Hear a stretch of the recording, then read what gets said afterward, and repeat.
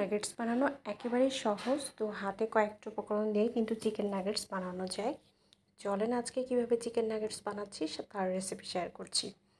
প্রথমে আমি কয়েকটা বুকের মাংস নিয়েছি মুরগির, পুদিনা পাতা, মরিচ দিয়ে দিলাম, কাঁচামরিচ, একটু আদা পেস্ট ছিল আর কি, একটু জিরা, একটু পেঁয়াজ, তারপরে আমি এখানে লবণ দিয়ে দিব।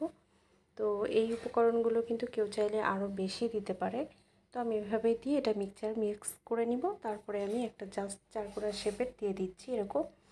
তো একটা ডিম গুলিয়ে নিয়েছি হালকা লবণ দিয়ে, এটাকে আমি এখন কোট করে নিব ব্রেড ক্রাম দিয়ে। তো এটাকে একটু ডিম দিয়ে ডুবোতে হবে আর কি। তো ডিমের মধ্যে ডুবিয়ে তারপরে আমি এটাকে উঠিয়ে নিব, একটু ডিমটাকে ছাড়িয়ে দিয়ে দিলাম ব্রেড ক্রাম। এটা নর্মাল ব্রেড ক্রাম, বাসায় তৈরি করা। তো এটা আমি অরেঞ্জ কালার ব্যবহার করিনি। তো সবগুলো আমি এরকম করে যতগুলো হয় আর কি কোট করে নিচ্ছি ব্রেড ক্রাম্বে। এরকম এটা নেওয়ার পরে যে এরকম লুকটা হয়েছে। তো এইটা একেবারে নর্মাল, যেটা সচরাচর সবাই বানায় এরকম টাইপের করে।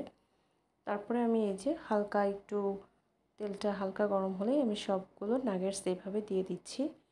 নাগেটসগুলো দেওয়ার পরে সুন্দর এক পিঠ হয়ে গেলে বাকি পিঠগুলো উঠিয়ে দিতে হবে। এই যে ব্যাস সবগুলো দিতে হবে, বেশ নাচড় বান্দা এরকম আর কি, উল্টাচ্ছে না।